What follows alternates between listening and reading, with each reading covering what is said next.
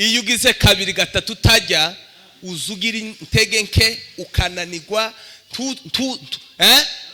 tutambuke. Ariko wajya umutsima tumenyeho imbaraga za ezifu mu buryo bwo mu mwuka. Rero kujya ijambo nizo bijyo z'umwuka. Uko usoma uko uryakira mu isi yo mu mwuka ni kugenda ugira imbaraga utazi aho ziva. Kuko ujya umutsima ifu wari ushonje wazunanirwa guhaguruka, ariko wajya ifu. Apana umutsima ni ifu kujya mwariye gusa iri mu mazi bashize mu mazi ashushe, ariko abari ifu. Muzi uko umuntu yovuga Yesu atamwizera? Muzi uko umuntu yoririmba atizera Yesu? Ni ukuvuga ngo kwizera akanwa ntikaza kizera. Ivyo akanwa Yakobo yarabivuze, yaravuze ngo akanwa ngo kari ngo kameze nk'igishashi kaza gatwika inyanja, kaza gatwika ishamba. Guhera none komezi mbaye president kumurva kwizera guke. Abandi sikwemeze bazaba ngo mu izina rya Yesu kira, sikwemeze. Ariko twebwe tuzatusha muri zaga ziki. Uyu takeneye kumenya makuru ya za gahunda, akeneye gukira.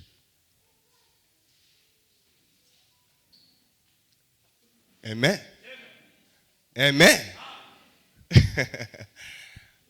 Nico cyasambuye rero imihana n'amakanisa ni za gahunda. Ugakurikirana gahunda ukagwa ku muntu wawe uroga umwana we, ukaze nyoko wawe kuroga. Uzoba umukijije se? Iwe ntakeneye kumenya wawe umuroga, iwe akeneye gukira. Uko abantu benshi bihe byabigenda biza niko abantu benshi bagenda babivamo. Kandi ibihe tibiza bihindura umuntu, ahubwo ibihe bigaragaza umuntu ahageze. Amen. Ibihe tibiza bihindura umuntu, ahubwo ibihe byerekana bigaragaza umuntu aho ageze, ibyo agezemo, uwo ari we. Ni ukuvuga ngo ibihe tibiza bihindura umuntu. Yaya yumva ijambo, iyo umuntu yasoma ijambo nibyo birema kwizera mu isi yo mu mwuka, bimuha kwizera uwo yamenye. Nono kwa kwizera kukaguhesha gukizwa. Ni ukuvuga ngo nta jambo nta kwizera guhari, nta kwizera guhari nta gukizwa guhaba. Ni ukuvuga ngo rero iteka ryose umuntu udasoma ijambo ry'Imana nta kwizera kumubona. Kwisara ukubakira ubuzima bwawe bwa Kristo, ukabwubakira kwijambo. Ese nyine niki kigoye gusoma ijambo ry'Imana kandi uri umukristo? Niki kikugoye? Nimba ko kuri umukristo ni gute unanirwa gusoma ijambo ry'Imana? Ni gute uburi nyota yo gusoma ijambo ry'Imana uri umukristo?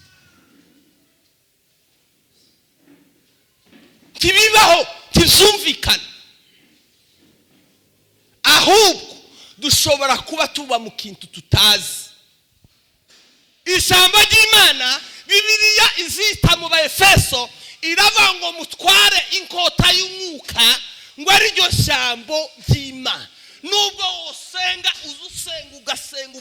ugasenga ukuzura umwuka wera, sikwemeze. Ariko udafite ijambo, umwuka wera ntiwonesha shetani ugira. Kandi Yesu yageze mu buzima bw'umuntu azasana n'ibimugize byose. Iyo yishiye mu buzima bubusa amahoro, Yesu azamubera amahoro. Iyo yishiye mu buzima buri mu mwijima, azayirukana umwijima akaba umucyo. Iyo Yesu yishiye mu buzima bw'umuntu uri mu buretwa, Yesu azamubohora akaba imbohora. Yesu yageze mu buzima bw'umuntu azazana n'ibimugize byose, akaza gatura mu buzima bwawe. Turasoma muri Luka ibice 22 ku murongo wa 31 n'umurongo wa 32. Twongere dusome Luka ibice 4 umurongo wa 13 kugeza ku 14. Dusome kuri 22 31.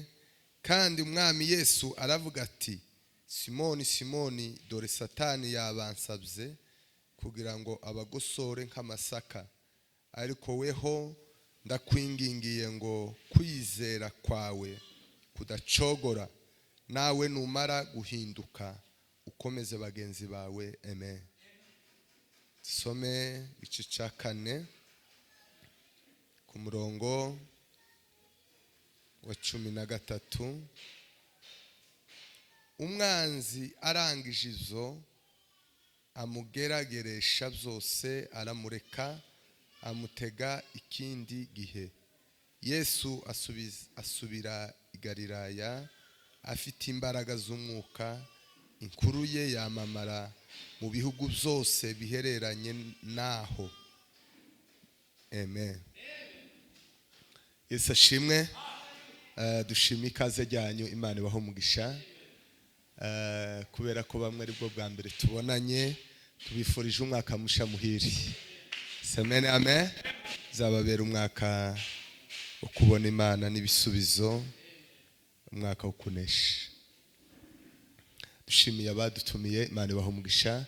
Dushimiye kubana n'abashumba aposo, Imana iguhe umugisha.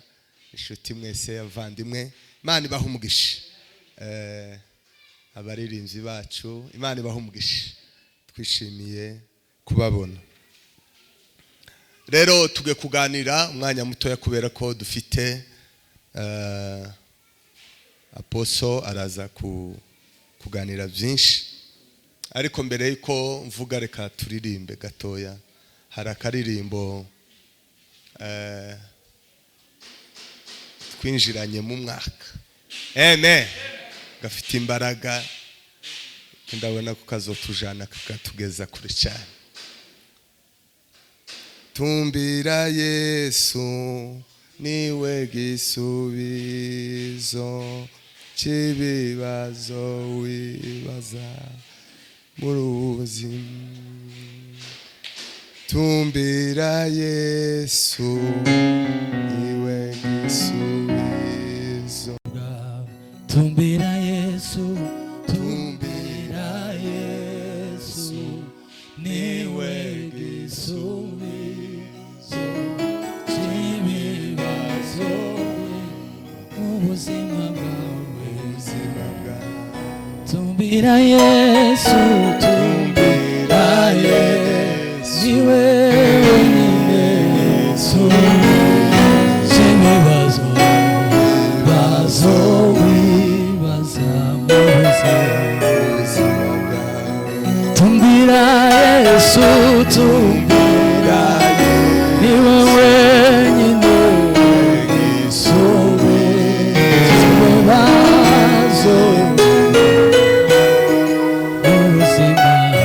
mu buzima bwawe.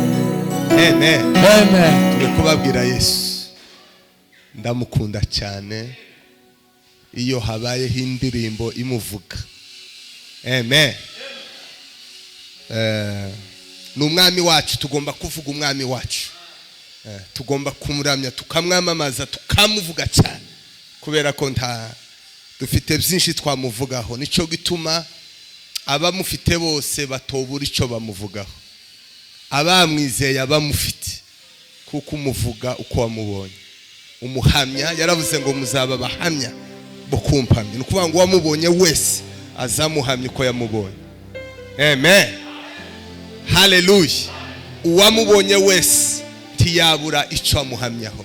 Ushobora guhabwa iminota, isaha 30 nimba waramubonye, ntiwonanirwa kumuhamya izo wamubonanye. Nico gituma abamufite bose bafite icyo bashobora kumuhamyaho. Kandi naratangaye, buri muntu wese yamubonye ukwe. Umuntu azamuhamya uko yamubonye. Uko wamubonye niko agusaba kumuhamya. Uko namubonye niko sabwa kumuhamya. Rero tugiye kuganira ijambo rivuga kugira kwizera Yesu kudafite gucogora. Kwizera Yesu kugera mu rwego udashobora gucogora. Amen. Turi kumwe. kwizera Yesu, kwagera mu rwego rwo kwizera Yesu udashobora gucogora, udashobora kunanirwa, kubera ko kini gihe c'imperuka uko imyaka yayigenda iza niko abantu benshi bagenda bananirwa, uko abantu benshi ibihe byabigenda biza niko abantu benshi bagenda babivamo. Kandi ibihe tibiza bihindura umuntu, ahubwo ibihe bigaragaza umuntu ahageze. Amen. Ibihe tibiza bihindura umuntu, ahubwo ibihe byerekana bigaragaza umuntu aho ageze, ibyo agezemo, uwo ari we. Ni ukuvuga ngo ibihe ntibiza bihindura umuntu, ibihe ntibyoguhindura, ahubwo ibihe ibyo bigaragaza, biza bigenda bigaragaza umuntu uwo ari we, uwo ari we, uwo ari we, icyo ari cyo, ahageze, nuko ibihe bibayeho. Rero ugomba kwizera Yesu kugera muri levo udashobora gucogora, udashobora kunanirwa. Amen. Uko niko rero tugiye kuganira muri uyu mugoroba mwiza, kubera ko kwizera cyangwa Yesu buri muntu wese agomba kuba amufite, amwizeye.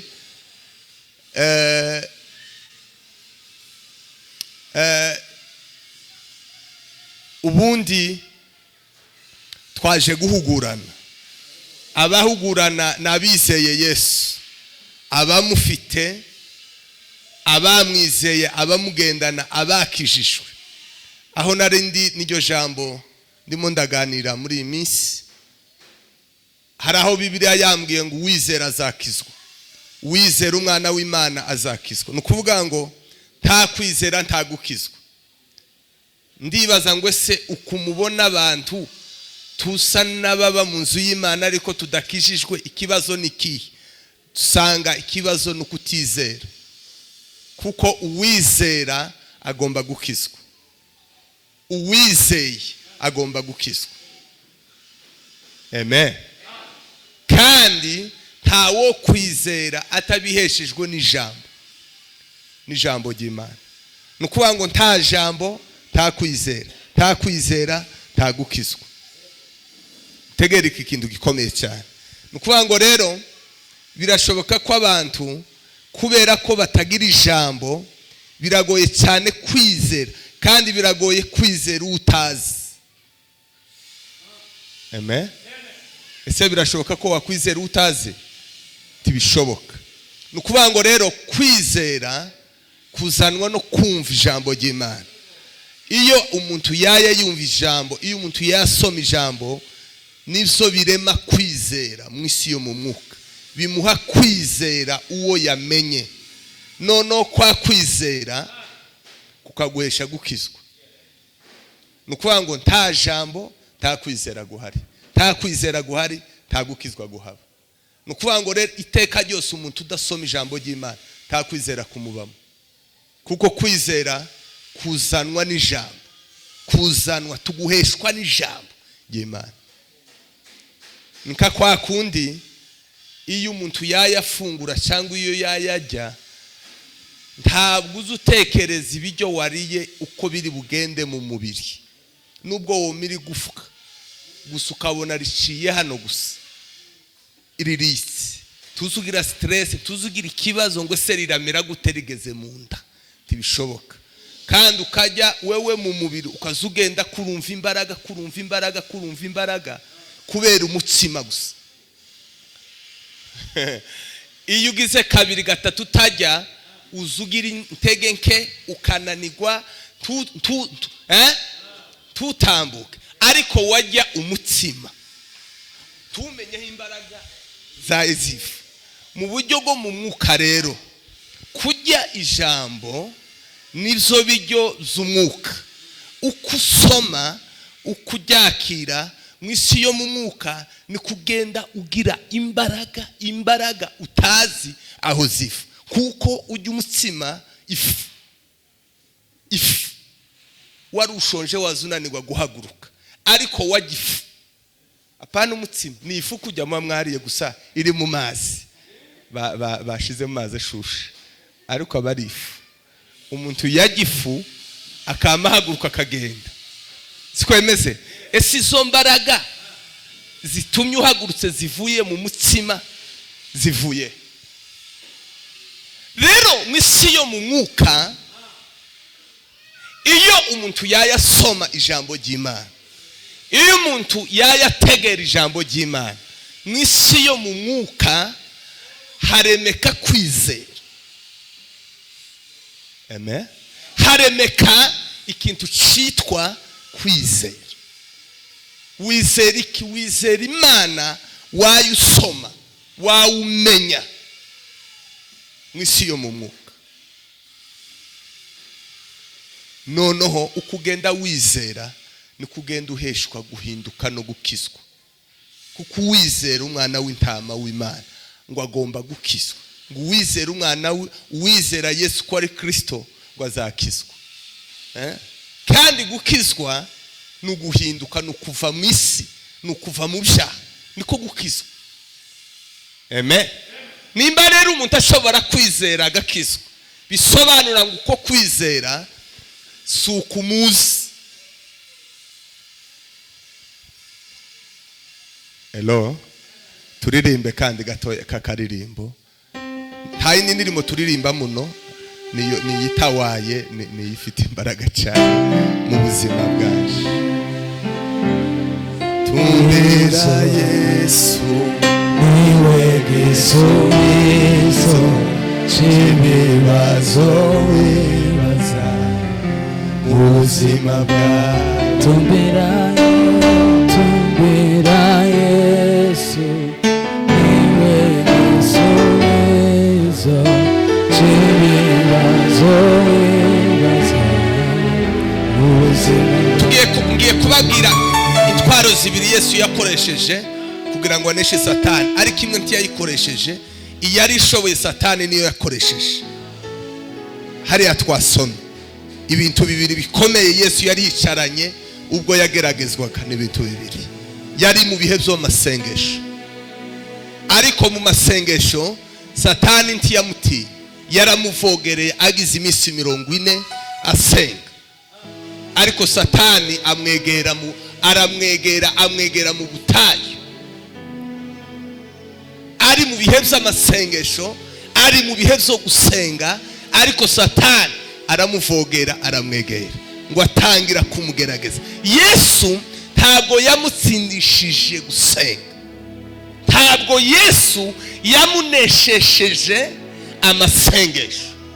Hari ikintu gikomeye kiza kinesha Yesu Satani, kikirukana Satani akaja kure akaguhera.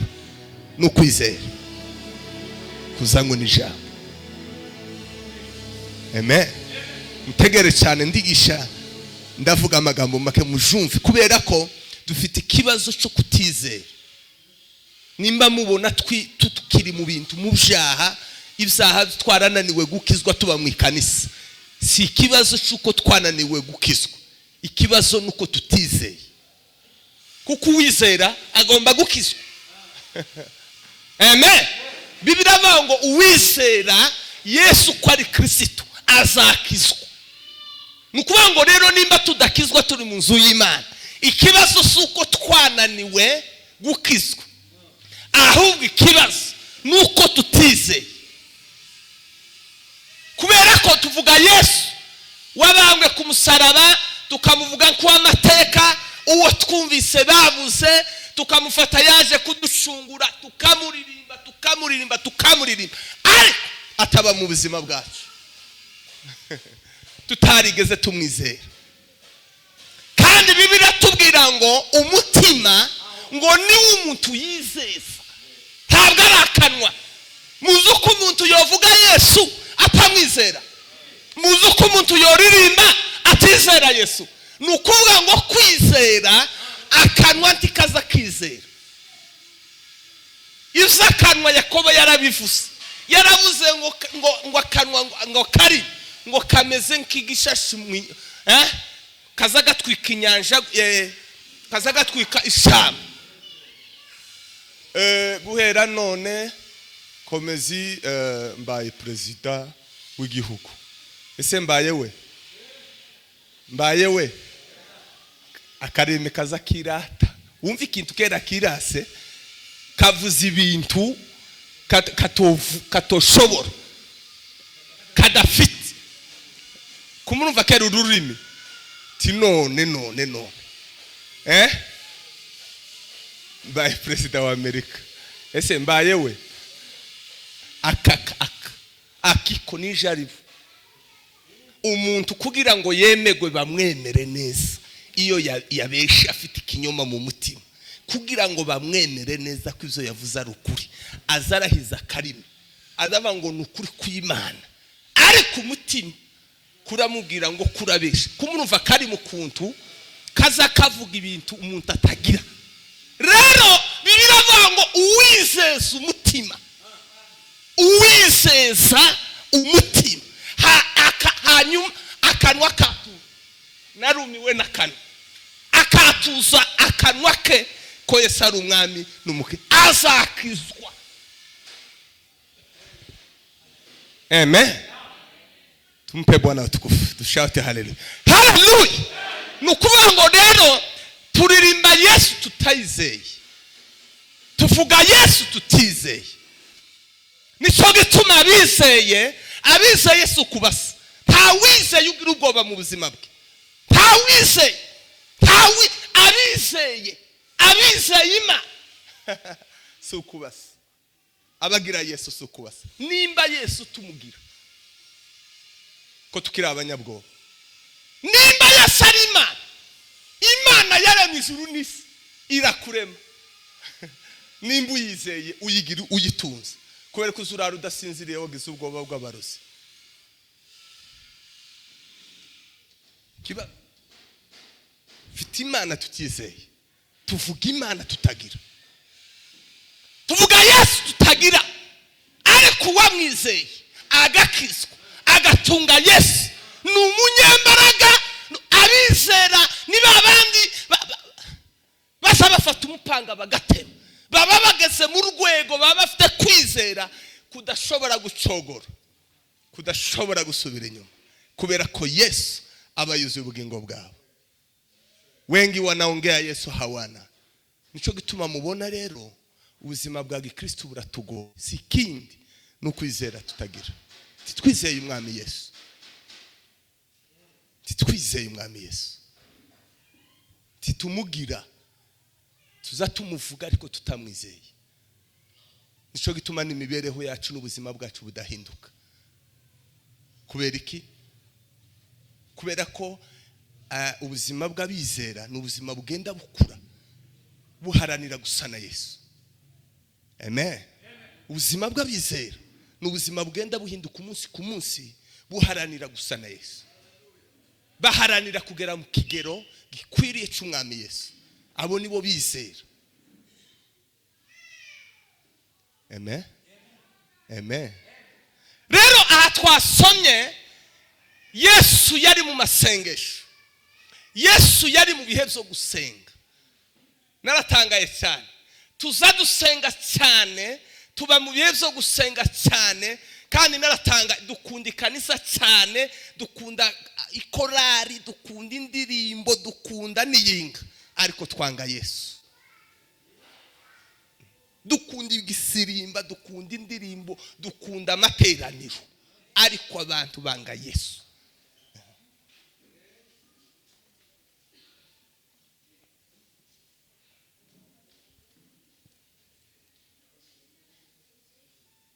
Amen.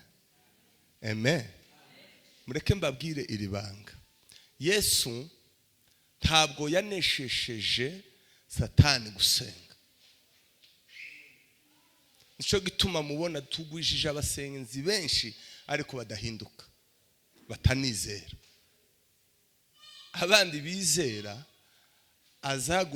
azasengera ikimuga ngo mu izina rya Yesu haguruka, ariko twebwe tuza gushakisha ngo tumenye za gahunda gute. Hagurutse ikimuga gihaguruke. Amen. Kumuntu uva kwizera guke. Abandi sikwemeze bazaba ngo mu izina rya Yesu kira, sikwemeze, ariko twebwe tuza muri zaga ziki. Uyu takeneye kumenya makuru ya za gahunda, akeneye gukira.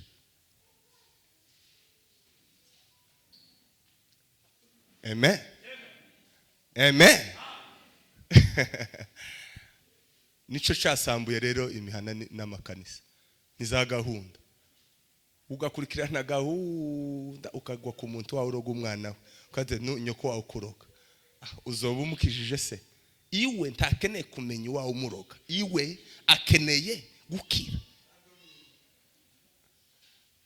Siko hari umuntu Yesu yakoreye gahunda ngo ashake amateka gahunda, oya, iwe kubera kwizera yarafite. Sikwemeze umuntu wese cyamuzanaga, genda kwizera kwawe kuragukije, andi makuru ntayarazi. Ariko kubera kuko tutagira kwizera, turi abanyempano, sikwemeze, ariko batagira kwizera.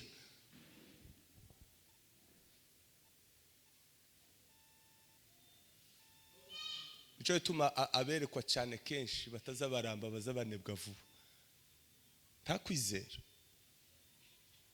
N'abaririmbyi ntimuza mwizera. Ese mugira Yesu uko kwizera guke gusa n'ugupfuye. Yesu mugira arapfuye. Dushamburiye gato kuko uyu mwaka abantu bagomba kwizera umwami Yesu. Amen. Paulo yabwiye Abaefeso aravuga ngo mumenye imbaraga ze. Sikwemeze mumenye mbese kumenya Yesu si ukumenya nk'izina nk'umwana wa Mariya, ni ukumenya ibimugize, ukamwizera, ukamucukumbura, ukamenya ibigize Yesu. Rero nimba ufite Yesu kandi ukabuzi ko ari umunyembaraga, kandi ukabuzi ko yanesheje urupfu na kuzimu, kandi ukabuzi ko yagukijije, ubwoba n'ubwike muzamugenda n'ubwoba bw'iki Yesu yarazuse mu bapfuye. Mugira Yesu. Yesu utaguhindura ni Yesu nyabaki. Umuntu akamara umwaka agisa kwa kundi. Cyo ni kimenyetso cy'uko abantu batagira Yesu n'abanyedini. Ukagira umwaka uba mu rusengero ariko ntuhinduka, aho guhinduka ukagenda unaniga. Abantu guhinduka ngo batera intambwe mu kwizera Imana, aho guhinduka abantu batera imbaraga mu kwizera, aho gutera imbere ngo abantu bagende babona Imana, bagende begera Imana. Kandi mwumve rino jambo Yesu yavuze muri Yohana 15 yaravuze ngo nimuguma muri nje, hanyuma amagambo yanje akaguma muri mwe, nibwo muzera imbuto nyinshi. Nta jambo nta kwizera nta gukizwa. Rero iso Satani rero yadukoreye, yatwimiriye mu ijambo. Abantu ntibazabasoma ijambo ry'Imana, kandi kujya umuntu udasoma ijambo ry'Imana yanga Imana.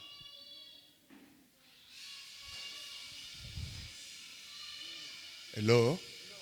Imana ibahe ba mu ijambo ryayo. Umuntu wese utasoma Bibiliya ntakunda Imana. Nimba uzukunda umwanditsi runaka ukasha gushaka ibitabo byo ukabisoma, sikwemeze nuko umukunda. Amen. Nuko umukunda.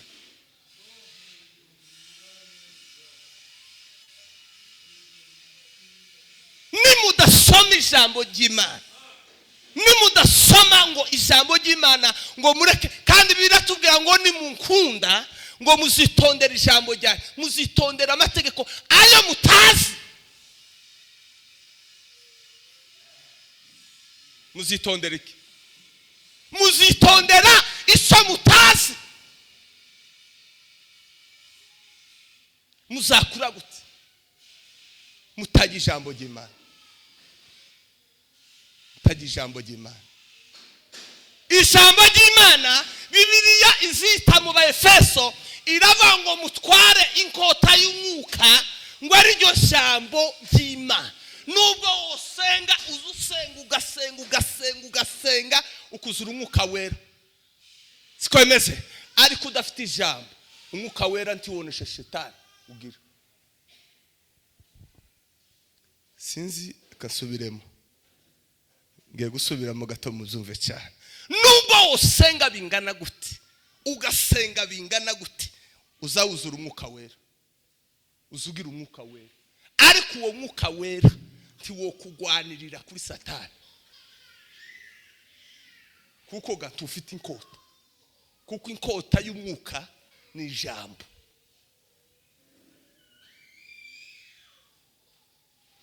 amen umwuka iyo ugiye gutsinda satani umwuka iyo agiye gutsinda umwuka azakoresha ijambo ni inkota y'umwuka umwuka azafata ukurimo agafata ijambo agacumita nuko rero umuntu usenga ube mu bihe byo gusenga biragoye adagira ijambo biroroshye kunebwa nicyo gituma tuza tuva mu ihuduma y'iminsi 5 twasohoka tukama dusa n'ababandi kandi ikintu na kimwe twahindutseho muzoboza amahuduma y'abakorari n'abandi muzamuva mu ihuduma ese tuyivuyemo cyangwa kubera iki abantu batazabahinduka kandi bavuye imbere y'Imana amasengesho kubera iki badahinduka amasengesho ntazahindura imiterere y'umuntu ijambo niryo rigira imbaraga zo guhindura ijambo niryo rigira imbaraga rikuza umuntu dutere hariyo ya kwanza kindumva Bwana sifiwe ibi birabagora cyane ariko ni mudasoma ijambo ry'Imana ndababwira bene data bene wacu timugategereze gutera imbere mugakiza timugategereze muzoririmba mu ruhe munebwe uzoririmba uzoba mu ikanisa udakura kandi ubuzima bwose budakura buzaburambirana buteye ubute ariko ubukristo uburyo bundi bwagakiza nukugenda uva mu bwiza winjira mu bundi ubwo nibwo buryo bwagakiza kuniko kubona Yesu isabahe muzamumubona mwahuye Yesu aba mu ijambo ryayo Imana iba umuntu wese udasoma Bibiliya yanga Imana takunda Imana none uzomenya Imana gute uzizera Imana utazi uzakunda icyo utazi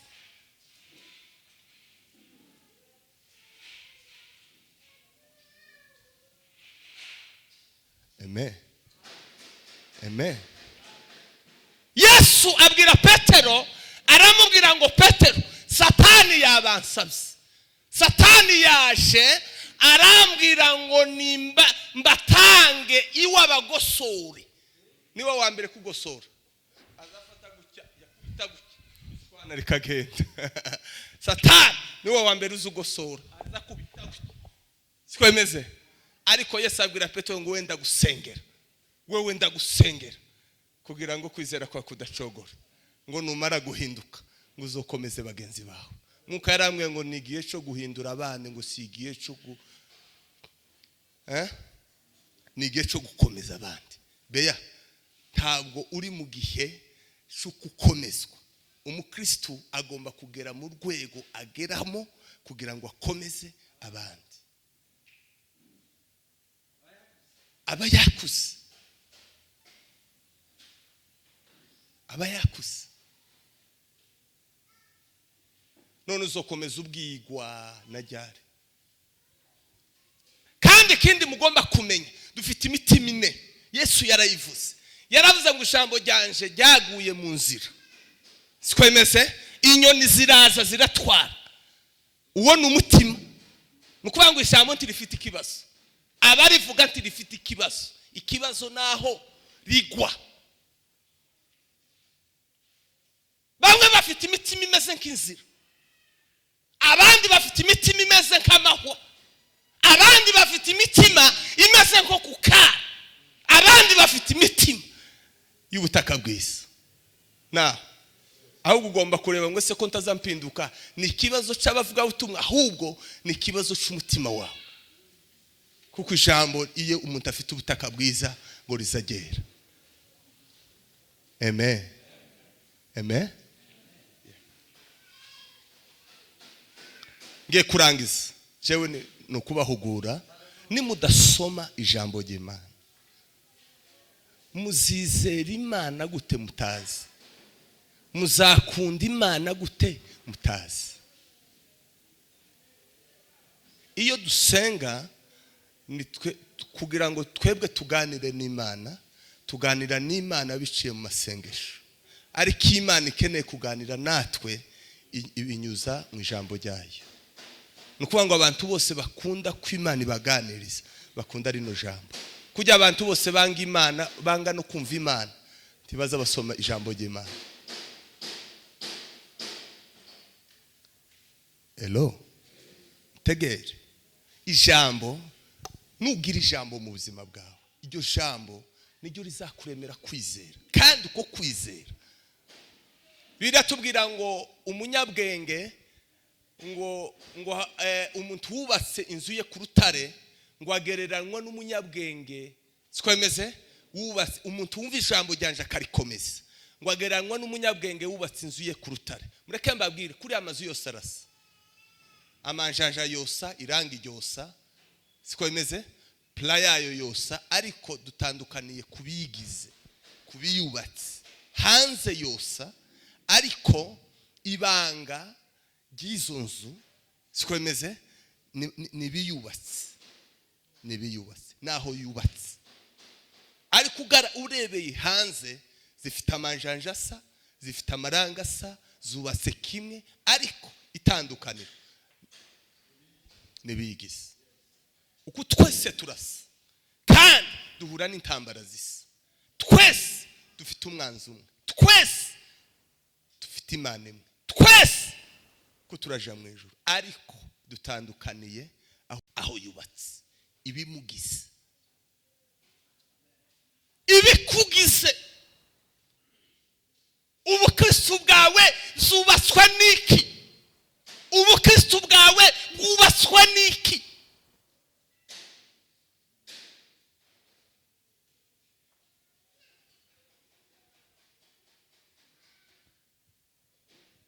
Ariko iyo umuntu yasoma ijambo ry'Imana, iyo umuntu yasoma ijambo ry'Imana, kandi natangaye, abakunda bose ijambo ry'Imana no gusenga bitwa abanyamwuka. Kuko umwuka, abanyamwuka basonza iz'umwuka, abanyamubiri basonza iz'umubiri. Nukuvuga ngo umuntu wese utagira inzara n'inyota zo gusoma ijambo ry'Imana si umunyamwuka. Mwumve iki kintu kandi mucumve cyane, kindabwira bene wacu. Umuntu udakunda ijambo ry'Imana, umuntu utagira inzara n'inyota zo gusoma ijambo ry'Imana si umunyamwuka. Kuko ibi ni ibiryo by'umwuka. Umwuka iyo ashonje aza asonza ijambo ry'Imana, ukumva utokwirirwa udasomye kubera ko ari ibiryo biryo. None se muzohangana gute n'abadayimoni? Muzohangana gute n'abanzi mudafite ijambo? Hello. Hello. Tumpe Bwana utukufu. Hallelujah. Rero ugomba kwisara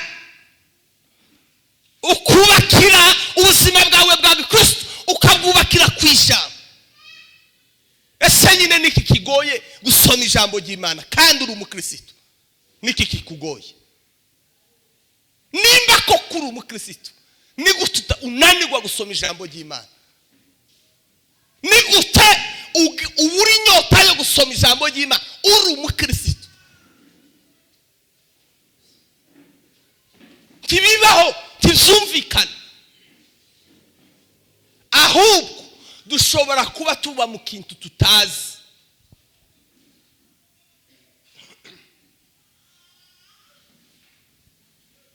Dushobora kuba tuba mu bintu tutazi kandi tutumva. dushobora kuba twaragiye mu bintu tutazi kandi tutizera kandi tutemera. Mani tubabarire cyane. Ariko uwizeye umwana w'Imana akizera ko Yesu ari umwami n'umukiza, akemera ko Yesu yinjira mu buzima bwe, akavuga ngo ndakwakire ndakwizeye umbera umwami n'umucunguzi w'ubuzima bwaje, uwo muntu azakizwa agahinduka akabicaremwe gisha, akareka ibyaha byose akaba umwana w'Imana. Ko niko kwizera umwana w'Imana. Kwemera n'ukwemera agakora icyamuzanye mu buzima bwawe niko kumwizera. N'ukwemera nimba Yesu ari umukiza, kumwizera n'ukumwemerera ngo agukize, niko kumwizera. Ariko wowe ngo ndamwizeye ariko ngakomeza kuba mu buzima bw'uburetwa mubata, ubu mwizeye gutese? Tubumwizeye kuko abamwizeye barakijijwe.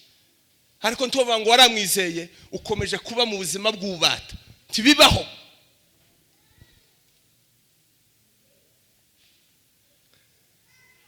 Duwiwe nawe nuwaje anazi najenda muzi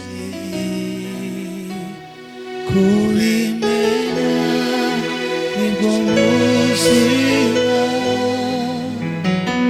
fisama horadashira. Kandi Yesu yageze mu buzima bw'umuntu azasana n'ibimugize byose. Iyo yishiye mu buzima bubusa amahoro, Yesu azamubera amahoro. Iyo yishiye mu buzima buri mu mwijima, azayirukana umwijima akaba umucyo. Iyo Yesu yishiye mu buzima bw'umuntu uri mu buretwa, Yesu azamubohora akaba imbohora. Yesu yageze mu buzima bw'umuntu azazana n'ibimugize byose, akaza gatura mu buzima bwawe. Hanyuma Yesu agatangira umurimo we mu buzima bwawe, akazagenda guhindura kandi akagenda guhisara n'inyota zo kumva ubwami bw'Imana, ukagira isara n'inyota zo gusoma ijambo ry'Imana, ukagira isara n'inyota. Niko Bibiri tubwira mu Baheburayo, haravuga ngo babandi bose bapfuye bakicizeye, iyo baza gukumbura iyo bavuye ngo baba barabonye uburyo bwo gusubirayo. Amen. Ngo baba barabonye uburyo bwo gusubirayo. Ngo ariko impamvu ngo batasubiragayo ngo nuko ngo bari ngo baza bareba gakondo iri imbere. Iyo umuntu yizeye iby'isi biba ubusa. Iby'isi Paulo yaravuze ngo byambereye nk'amase. Iyo umuntu yizeye ibyo yakundaga byose biza bihinduka nk'amase. Ko niko kwizera. Byari bigufitiye akamaro bikunezeza.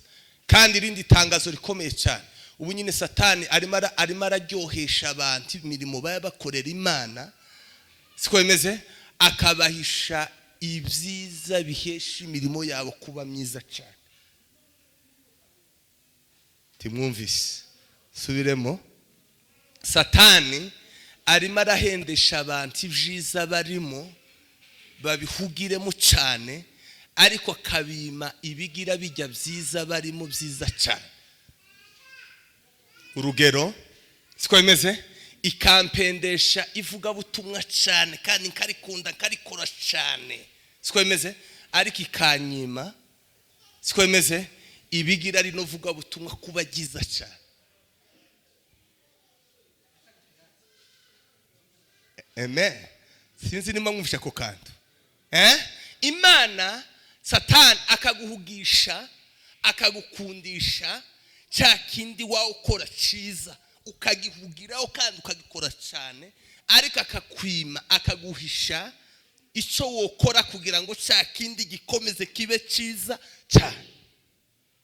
Niyo Satani nizo yakora.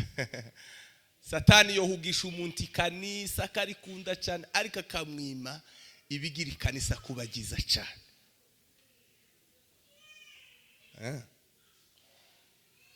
Rero muhugiye mu bintu byinshi, kandi ibyo bintu muhugiyemo kuko indyo y'Imana irakuza. Umurimo wose ukora mu rusengero ariko utagukiza utaguzamura, utaguhindura, utagukuza, nukuvuga ngo uwo murimo ufite ikibazo, kuko indyo y'Imana yose irakoze. Ndarangije. Shobora kuba twavuze ibintu bikomeye cyane. Timwo kwizera uwo mutazi, timwo kunda uwo mutizera. Habanza kumenya, sikwemeze, hagakurikiraho kwizera, hagakurikiraho gukunda. Timwo vuga ngo mukunda Imana mutayizi, timwo vuga ngo mukunda Imana mutayizera, tibishoboka. Ndabaha urugero ndangiza.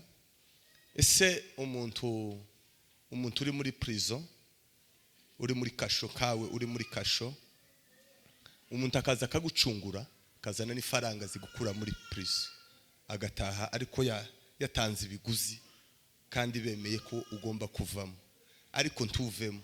Ese uba wacunguwe? Subiremo ikibazo.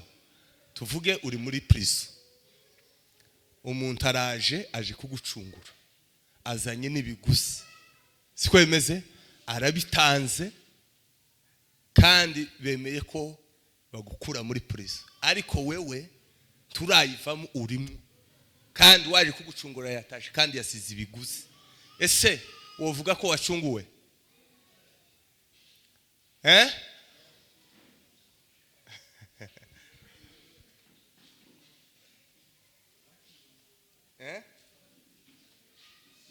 Yesu yaje kuducungura. Semene amen. Yesu yaje kuducungura kandi yatanze ibiguzi zo kuducungura, siko bimeze. Ariko abantu baracaboshwe, banze kumenya ko bacungwe ngo basohoke, banze gusohoka, kandi ibiguzi byaratanzwe, n'uwabitanze yaraje arabitanga asubirayo, asiga gucunguye, ariko uracyari imbata, uracyari muri prison. Yeme dusohora umuntu amwe ave muri kasho. Yesu yaraducunguye. Semene amen.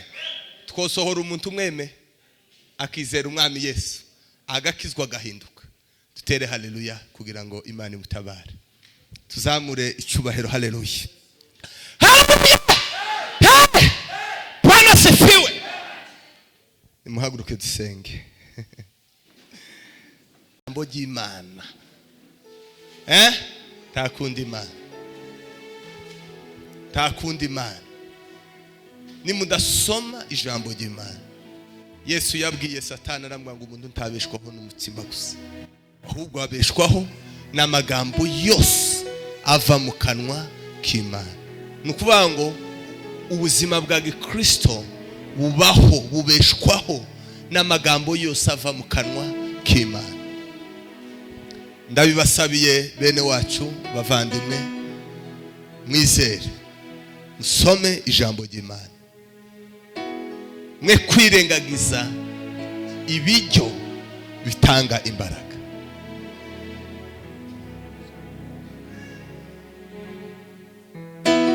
Ndabaza ikibazo kimwe, kubera ko abantu badasoma Bibiliya? Nabajije,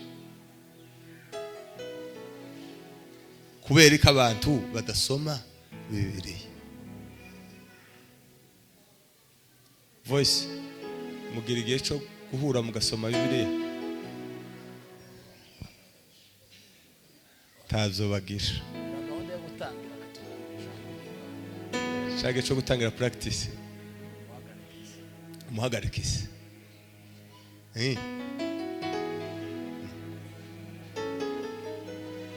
Mugende muhindure, muzamwicazwa, muzanywe no kumva ijambo ry'Imana, mugiki